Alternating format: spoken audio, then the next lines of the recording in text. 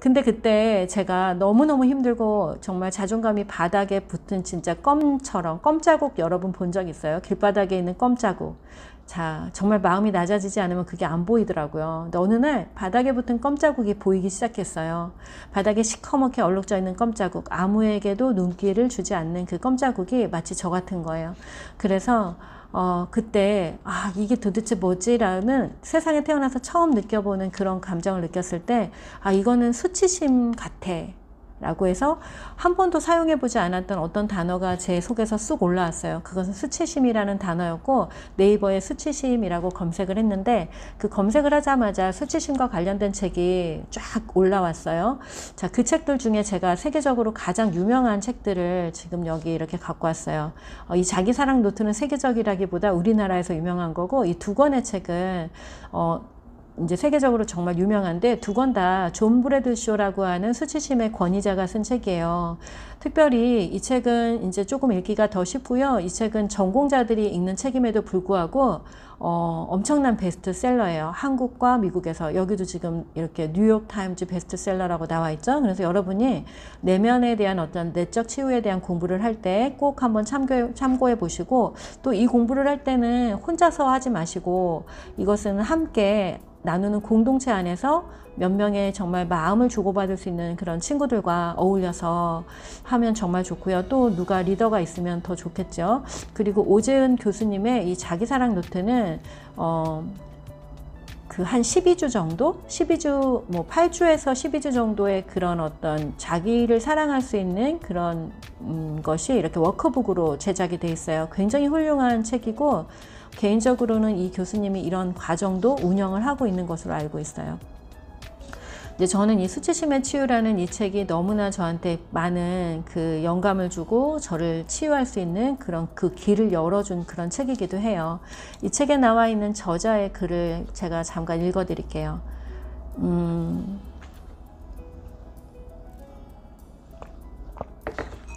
자, 10년 전쯤에 나는 내 삶을 새롭게 다시 쓸 수 있는 중대한 발견을 했다. 나는 그 악마와 같은 존재를 수치심이라고 부르겠다. 이 이름을 붙인 이유는 수치심이 얼마나 내 인생에 파괴적인 영향을 미쳤는가를 깨달았기 때문이다. 내 생활은 수치심에 묶여 돌아가고 있었다. 수치심은 내 생활에 악영향을 끼쳤고 내 삶에서 일어난 보이지 않는 작은 일이나 큰 일 모두 다 영향을 주었다. 나는 수치심으로 말미암아 내 가족을 괴롭히고 가족들에게 내 수치심을 전가시켜 왔으며 나의 내단자들과 심지어는 내가 가르치는 학생들에게까지도 그렇게 했다. 되게 용기 있는 고백이죠? 수치심은 내면의 혼란을 가져다주는 절망, 소외, 자기회의, 고독, 외로움, 편집증, 그리고 정신분열, 강박장애, 자아분열, 완벽주의, 뿌리 깊은 열등감, 자기 자신에 대한 부적당감, 경계선 성격 장애와 악성 나르시즘을 일으키게 한다. 자, 수치심이 작용하지 않는 정신적인 심리적인 분야는 없어요. 그처럼 우리가 우리 자신에 있는 내면에 부끄럽다고 생각하는 것, 때로는 외면하고 있었던 것, 덮어두었던 어떤 상처와 기억들을 가지고 있는 다른 대상을 보았을 때 우리는 그걸 인식하지 못한 채 그 내 앞에 있는 다른 대상들에게 그것을 투사해가지고 그 사람에게 전가시켜서 그 사람들을 비난하거나 욕하는 그런 일들을 이제 저지르게 되죠. 특히 부모나 또는 선생님들 중에서도 자기 인식을 하지 못한 상태에서 그와 같은 일들을 하기도 해요. 모든 사람들이 다 그렇다고 보면 돼요. 그런 것들이 조금씩 다 있다고 보면 되죠.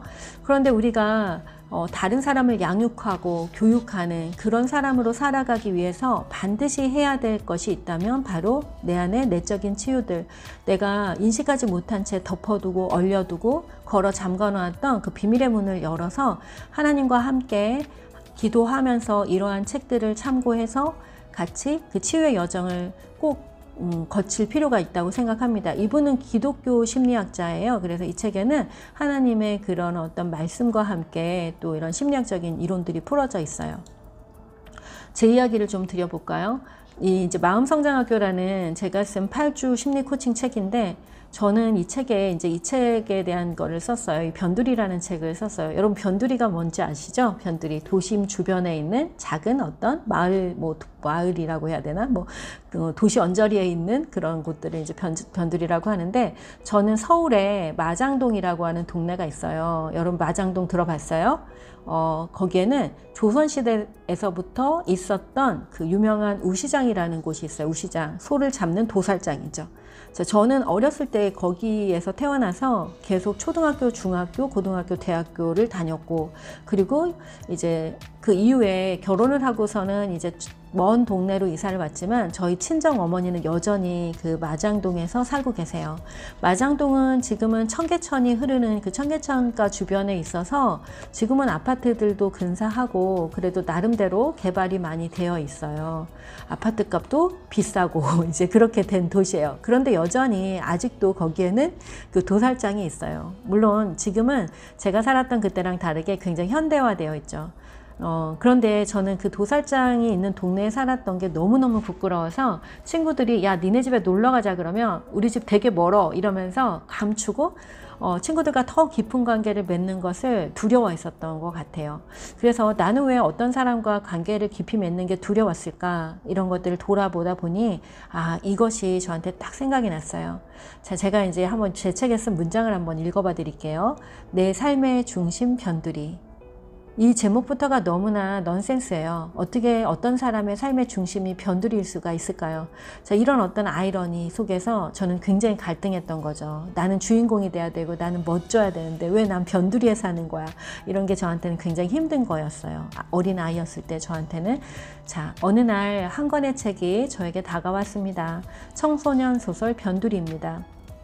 변두리라는 세 글자와 그 밑에 깨알 만큼 작은 글씨로 써있는 동생 꿈은 카우보이였다. 도살장 초원을 지키는 이라는 문장이 눈에 들어왔습니다. 여기 이렇게 써있는 거예요. 도살장 그리고 변두리, 그 두 단어가 가장 오랫동안 봉인해 두었던 어린 시절을 단번에 소환시켰다. 순간 도살장 냄새가 확 올라왔습니다. 조심스럽게 책장을 넘기자 책날개에 유은실 1974년생 서울 변두리에서 자랐다 이렇게 써 있습니다. 그리고 아래 하고 싶은 말과 해야 할 말이 아카시아 꽃잎처럼 머릿속에 흐드러졌다. 꽃잎 같은 말이 마음속에 둥둥 떠다녔다. 이 짧은 한 구절이 내 삶의 중심이었던 변두리를 마주할 시간이 되었음을 알게 했습니다. 갑자기 눈물이 왈칵 솟구쳤습니다. 자, 책에 쓴 한 문장인데요. 이 말이 무슨 말인지 여러분 이해하실지 모르겠어요. 자, 걸어두고 봉인해 놓았던 이때 이 책을 만났을 때가 언제냐면 나는 이제 마음 치유가 다 끝났어. 나는 하나님도 만났고 나는 이제 작가도 되었고 막 이러면서 나는 이제 뭐 웬만한 그 내 안에 두려움과 수치심 이런 게 아무것도 없어. 이런 때였어요. 그런데 어느 날 저한테 다 이렇게 배달되어 온 책이 변두리라는 책이었는데 이 책을 보는 순간 그렇지. 내가 이제 왜 내가 그렇게 어린 시절 부끄러워했는지 내가 이제 알겠어 라고 하면서 그 변두리라는 그 단어, 도살장이라는 그 두 개의 단어를 통해서 저를 직면할 수 있는 그런 시간이었어요. 특히나 이 유은실이라는 작가는 제가 좋아하는 청소년 소설 작가인데, 이 작가는 원래 책에 이렇게 날개를 펼치면 자기소개를 이만큼 써놔요. 어떤 학교를 나오고 무슨 작품을 쓰고 자기소개를 이만큼 쓰는 작가인데, 이 작가도 이렇게만 쓴 거예요. 그냥 변두리에서 자랐다 이렇게. 그래서 이 말 자체가 이 작가도 역시 지금 이 작품에서 자기 자신을 직면하려고 하고 있구나. 해야 할 말을 이제 하고 있구나. 이런 생각이 들었고요. 책을 읽어나가면서 정말 기절하는 줄 알았어요.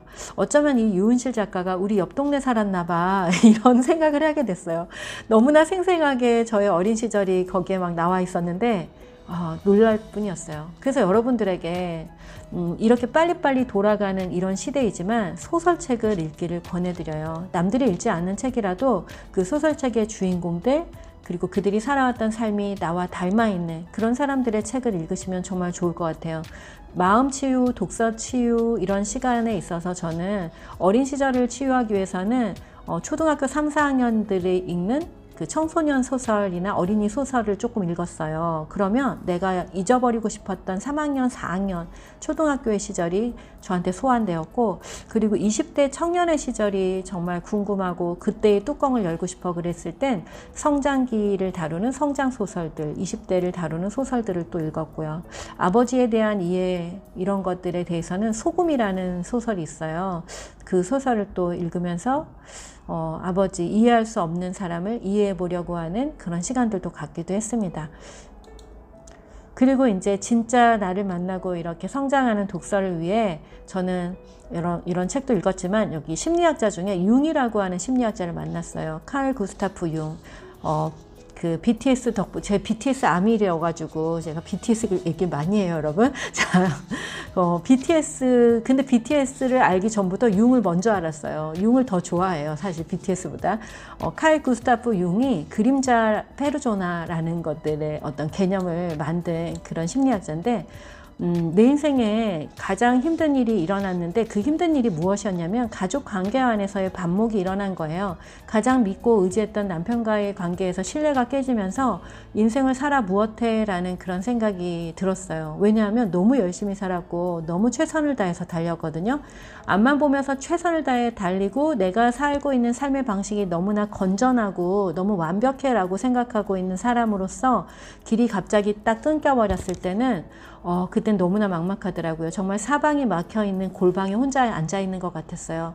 그런데 놀랍게도 진짜 사방이 막힌 골방에 혼자 있을 때 하늘이 뚫려 있구나 라는 거를 정말 알게 되었어요. 근데 이것은 제가 그 삶으로 체험해서 알게 된 건데, 너무 신기하게도 교회에 갔더니 교회에 있는 많은 사람들이 저랑 똑같은 얘기를 하는 거예요. 그래서 그것도 너무 놀라웠어요. 자, 하나님은 정말 만나주시는 방법이 진짜 독특하시구나. 길을 끊게 하시고 아무것도 연결됨이 없는 그런 상태에서 이런 고집쟁이들을 정말 하나님의 가족으로 맞아들이시는구나 라는 생각을 했어요. 저는 고집이 굉장히 센 사람이고 자기 생각이 아주 강한 사람이었어요.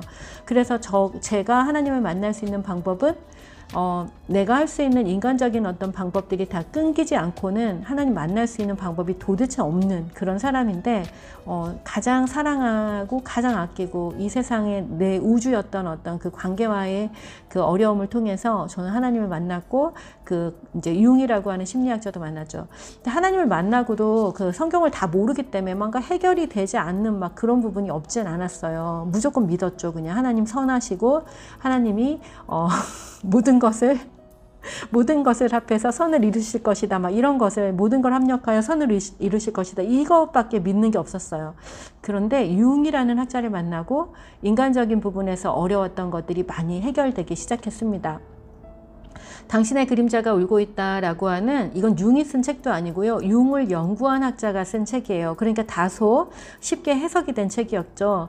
그런데도 저한테 많이 어려웠고, 그런데 그 어려움 속에 읽고 또 읽으면서 지금은 이 마음성장학교의 그 프로그램에서 제가 이 책을 제일 사랑하면서 안내하는 책이고, 우리 선생님들 중에서도 이 책을 가장 많이 좋은 책이라고 또 얘기들 하시고 그러세요. 이 책을 읽으면서 해결된 부분이 많아요. 그 부분은 이 다음 장에서 또 얘기 드릴게요. 또 하나는요, 아티스트 웨이라고 하는 이 책인데, 20대 30대 그 젊은 여성들이 이 책을 가지고 자기 성찰 모임을 많이 하더라고요. 저도 삶이 바닥에 떨어졌을 때 이제 아무것도 하고 싶지 않은 거예요. 정말 에너지가 그냥 뚝 끊긴 상태가 되었어요. 에너지 제로의 상태. 굉장히 에너지가 높은 사람으로 살았거든요. 동네마다 왜 유명한 독서논술 선생님들 하나씩 있지 않나요? 제가 유명한 독서논술 선생님이었어요. 그래서 혼자서 막 100명씩 가르쳤어요. 그러면 어떤 일이 일어나냐면 화장실 갈 시간이 없이 살아야 돼요. 진짜 숨만 쉬고 살아요. 숨만 쉬고. 그렇게 살았는데 갑자기 아무것도 하고 싶지 않아진 거예요. 근데 이 책을 만났어요. 이 책은 미국의 영화 배우인 그 줄리아 카메론이라는 사람이 쓴 책인데, 아티스트 웨이라고 해서 12주 동안에 자기를 성찰하는 책이에요. 워크북이에요. 근데 이 책에는 그 인간이 가지고 있는 창조성, 그리고 저처럼 창조적인 일을 하면서 살아가고 싶은 사람들에게 특히나 더 도움이 되고요. 그러면서 이 책을 읽으면서, 근데 저는 누구랑 같이 읽을 사람이 없어서 혼자 읽었어요. 근데 지금 보니까 이렇게 막 네이버 검색해보면 2030 여성들이 이 책을 같이 읽고 아티스트 데이트라는 거를 해요. 여기서는 아티스트 데이트는 뭐냐면 일주일에 한 번씩 자기와의 데이트를 하는 거예요. 내가 좋아하는 영화를 본다든지 음악을 듣는다든지 산책을 한다든지 여행을 한다든지 또 내가 좋아하는 어떤 것을 즐기는 어떤 시간을 갖는 거죠. 그리고 내면의 흐름 글쓰기가 이 책에 나와요. 내면의 흐름 글쓰기는 아침에 일어나서 그냥 원하는 시간만큼 원하는 시간을 정해서 한 30분 정도 막 내면에서 흘러나오는 글을 쓰는 거예요. 처음에 제가 그 내면의 흐름 글쓰기를 쓸 때는 온갖 쓰레기와 욕이 막 진짜 한 바가지씩 나왔어요. 왜요? 분노와 막 억울함과 막 인생 살아 뭐해 막 이랬으니까요. 그런데 그것들이 점점점 정화되고 깨끗해지는 그런 여정을 거쳤죠. 그것은 기도의 여정과도 같은 것 같아요. 자, 이런 책들을 읽었고 그 다음에 이제 여기 아까 융에 대한 이야기 잠깐 또 할게요. 융이 왜 저한테 너무나 많은 그런 힌트를 줬냐면 굉장히 많은 힌트를 줬는데 그 중에 한 가지 우리 청년들에게 도움이 될 만한 도식을 하나 갖고 왔어요. 융은 이제 인간이 그 평생을 살아가는 여정을 이렇게 도식화했는데요. 자, 여기 보면은요, 인간이 자기 실현을 하는 단계예요. 출생에서부터 죽음까지. 여러분 지금 어느 시기를 살고 있는지 한번 보세요. 자, 인간이 출생을 딱 하잖아요. 그럼 막 기어다니기 시작해요. 엄마 엄마 하면서 기어다녀요. 그러면 어떤 일이 일어나게요? 안 돼! 하지 마! 그렇게 하는 거 아니야! 막 이런 어떤 세상의 교육들이 시작이 돼요. 그러면 본연의 나에서부터 이 분리되어 있는 나, 세상이 요구하는 나, 엄마가 요구하는 나, 또는 학교가 요구하는 나, 내가 속한 어떤 공동체가 요구하는 내가 되기 위해서 본연의 나와 분리된 그런 어떤 분화되는 그런 작업들을 막 하게 돼요. 그래서 내가 할 수 있는 한 최대로 나를 이렇게 확장시켜서 자기를 이 사회에 필요한 존재, 어떤 역할을 담당하고 수행할 수 있는 존재로 키워나가는 것, 그것이 인생의 상반기에 우리가 하는 일들이에요. 그래서 청년의 시기에 나는 내가 너무 궁금해, 나를 알아보고 싶어 이래서 막 너무 자기 자신을 알고자 하는 그 시간을 침몰을 하게 되면은 어쩌면 그 사람은 그렇게 할 수밖에 없는 굉장히 힘든 어떤 어려운 상황이 인생에 닥쳤을지도 몰라요. 근데 대부분의 평범한 그 성장의 그 단계를 거치고 있는 청년들 같은 경우에 자기 자신을 알기보다는 어떻게 살아야 잘 살지? 어떻게 해야 돈을 벌지? 어떻게 해야 이 세상에서 인정받지? 이것을 되게 많이 신경을 쓰게 되죠. 그래서 어떤 청년들은 또 그걸 또 되게 걱정하더라고요. 제 청년들을 많이 만나다 보니까 왜 나는 자꾸 막 다른 사람한테 인정받는 게 너무 중요한데 전 그렇게 살면 안 될 것 같아요. 막 이러면서 그게 또 걱정이래요. 요즘에 너무 자존감에 대한 책과 또 그다음에 뭐 자기 자신을 살아라 막 이런 책이 많다 보니까 이제 그런 걱정을 하는 것 같아요. 그런데 그렇지 않다라는 거예요. 청년의 시기에는 내가 살아갈 그 세상에서 요구하는 어떤 것들에 대해서 그것들이 무엇인지 알아보고 배우고 충분히 기성세대가 만들어 놓은 지식들을 습득하면서 그 안에서 자기를 확장시켜 나가는 과정이 굉장히 일반적이고 보편적인 인류의 성장 과정이기도 하다라는 거예요.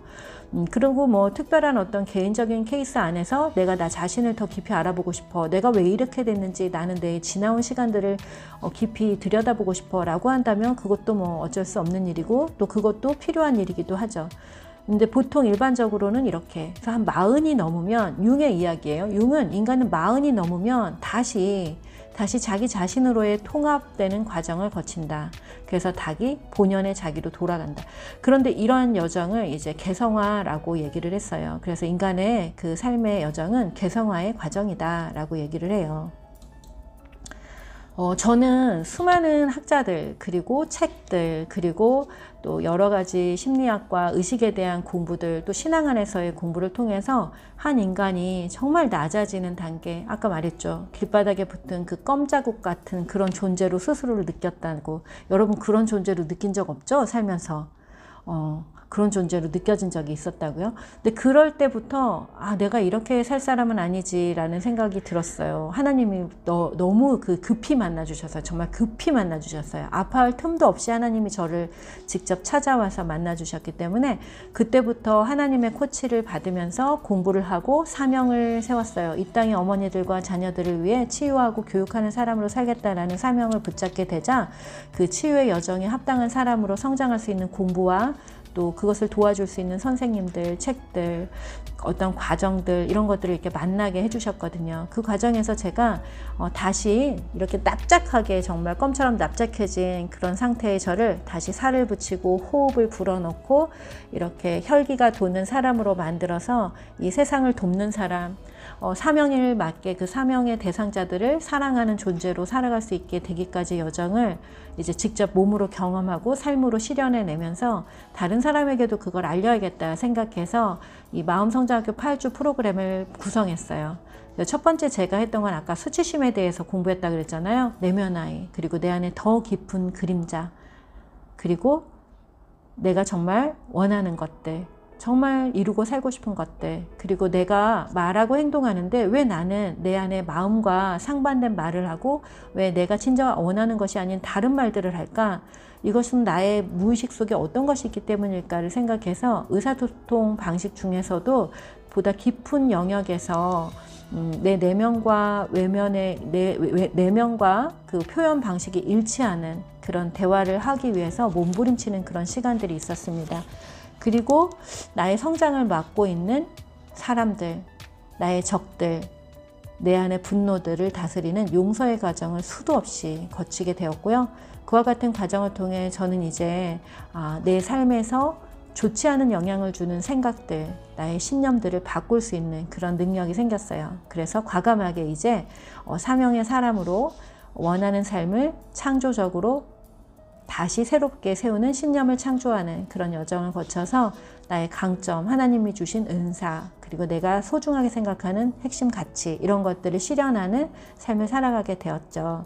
이와 같은 과정을 쭉 이렇게 안내하는 이 책을 읽고 세상에 많은 수많은 사람들이 작가가 되기도 하고 1인 기업가가 되기도 하고 또 창조적인 삶을 살면서 저와 비슷한 선한 영향력을 전하는 삶을 살아가고 있어요. 너무 뿌듯한 일이에요. 근데 제가 이 책을 출간하고 많이 아팠어요. 그래갖고 많이 전하지 못했어요. 그래서 2021년 이 하반기와 2022년에는 이 마음성장학교 책, 하나님이 주신 지혜 안에 쓰여진 이 책을 더 많은 사람들에게 정말 적극적으로 전하는 그런 여정을 하려고 해요.